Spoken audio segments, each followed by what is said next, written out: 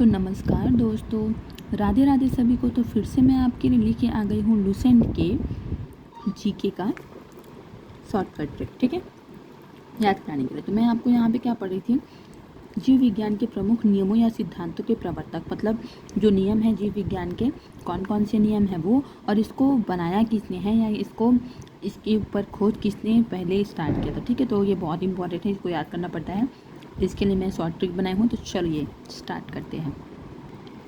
तो देखिए, सबसे पहले है अनुवांशिकता के सिद्धांत, ठीक है। सबसे पहले क्या है, अनुवांशिकता के सिद्धांत। इसका कौन है प्रवर्तक, मेंडल, ठीक है, मेंडल। तो आप लोग इसको याद कैसे रखोगे कि यहाँ पे आप लोग को वंश दिख रहा है ना, वंश, अनु मतलब अधिक और वंश, ठीक है, वंश। तो अनुवांशिकता के सिद्धांत का खोज किसने किया था, मेंडल ने किया था, ठीक है। और इसको याद कैसे करेंगे कि वंश बढ़ाना, कैसे याद करेंगे, वंश बढ़ाना। वंश बढ़ाना से मेंडल का नाम कैसे याद होगा, तो ऐसे याद होगा कि देखो भाई, वंश जो बढ़ाते हैं आजकल हमारे दो चल रहे हैं, आपको पता होगा, ठीक है। आजकल तो हमारे एक चल रहे हैं, बट ऐसे मतलब याद करने के लिए आप ऐसे याद रख लो कि वंश बढ़ाना किनका काम होता है, मेंटल का काम होता है। किसका काम होता है, मेंटल का काम होता है, ठीक है। तो ये हो जाएगा अनुवांशिकता का सिद्धांत, वंश तो मेंडल ने, ठीक है। उसके बाद जीव सिद्धांत।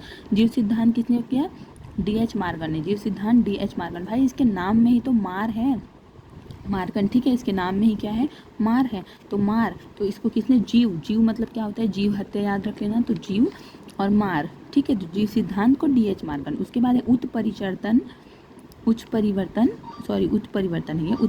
सिद्धांत। उत्परिवर्तन सिद्धांत को किसने, हाग्रो डी ब्रिज, ठीक है, हाग्रो डी ब्रिज। तो इसको आप कैसे याद रखोगे कि ब्रिज में उच्च परिवर्तन हुए। ब्रिज जो होता है ना, ब्रिज, आजकल हमारी सरकार ब्रिज बहुत ज़्यादा गिर रहे हैं, टूट रहे हैं, ठीक है।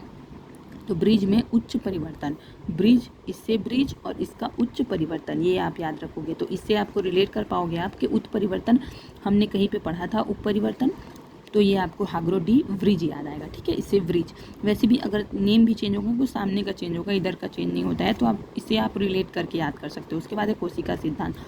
कोशिका सिद्धांत क्या है, स्लाइडेनेमम स्वान।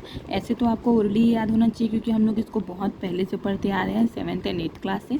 लेकिन आप इसको अगर इसको भी ट्रिक चाहते हो तो देखो, कोशिका सिद्धांत का क्या होता है, स्लाइडेनेमम स्वान, श्वास क्यों लिखी हूँ मैं, क्योंकि देखो कोशिका, बिना कोशिका के हमारा जो बॉडी है वो, इसमें श्वास ही कहाँ रहेगा, सांस ही कहाँ रहेगा, वो तो मृत्यु के बराबर रहेगा, ठीक है। तो कोशिका सिद्धांत मतलब स्लाइडेनेमम स्वान और श्वास याद रखना। उसके बाद है जीव द्रव्य सिद्धांत।